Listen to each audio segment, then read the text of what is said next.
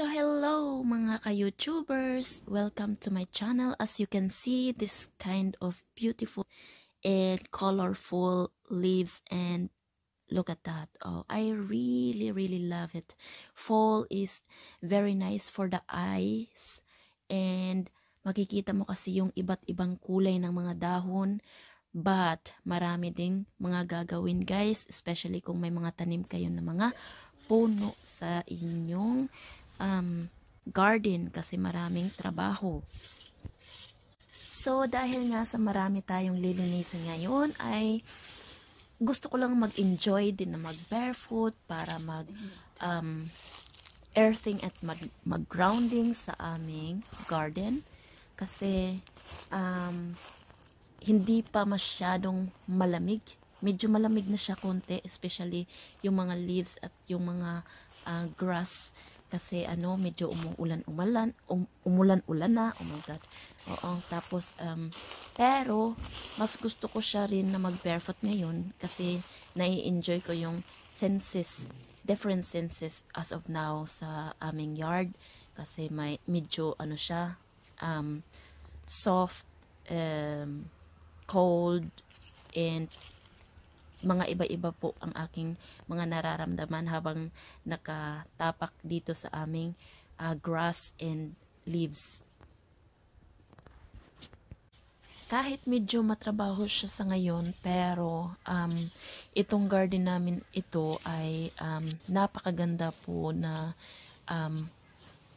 magstay dito in summertime kasi maraming shadows. So at parang napaka-fresh po ng feelings dahil sa hindi puro semento at medyo napifeel mo, especially sa summertime, maraming maraming mga birds at iba't ibang chirping ng mga birds ang maririnig mo.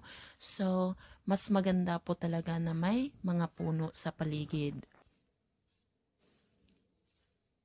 At proven na rin po yan na in summertime dito sa Germany is this year ang pinaka mainit na year dito sa Germany for how many decade na. And proven na po na dito sa lugar namin dahil sa marami kaming puno sa surroundings namin at marami kaming mga greens. So medyo mas color siya. Mas cool siya than the city, which is ang city na may maraming mga semento at sa mga kalsada. Mas color talaga dito. So that's why ang ibang tao ay napifeel nila na super init sa Germany or super init sa city sa summertime. Pero dito sa aming garden sa summertime medyo very nice lang siya kasi hindi siya ganun ka-init tulad ng ibang lugar. So, keep on planting kasi yan din ay nakakatulong sa inyong kalusugan at sa lahat-lahat na. Kasi nabibigyan nyo pa yung mga animals and mga insects ng place kung saan sila titira. Kasi imagine niyo po kung mauubos yung mga nature, kung wala ng mga nature dyan, wala nang balance yung life natin. So mas maganda talaga na pagtuunan natin or bigyan din natin sila ng lugar na kung saan sila ay makapanirahan din po kasi para hindi po mawawala yung balance ng ating life. I mean, very important din sila sa life cycle. So ganyan lang, parang balance kasi pag hindi na balance ay delikado po. At marami din tayong makukuhang mga benepisyo kung tayo ay nagtatanim sa ating mga paligid.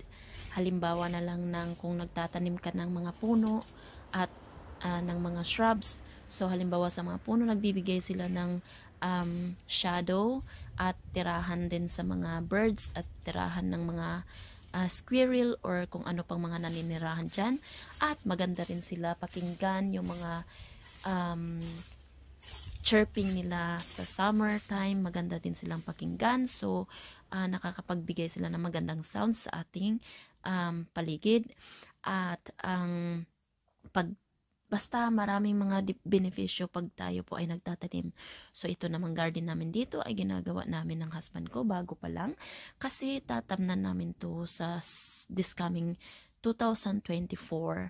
Ngayong summer, tatamnan namin sila ng mga vegetables para hindi na kami bibili ng mga kung ano man ang pwede namin itanim dito. So, hindi na namin bibilhin.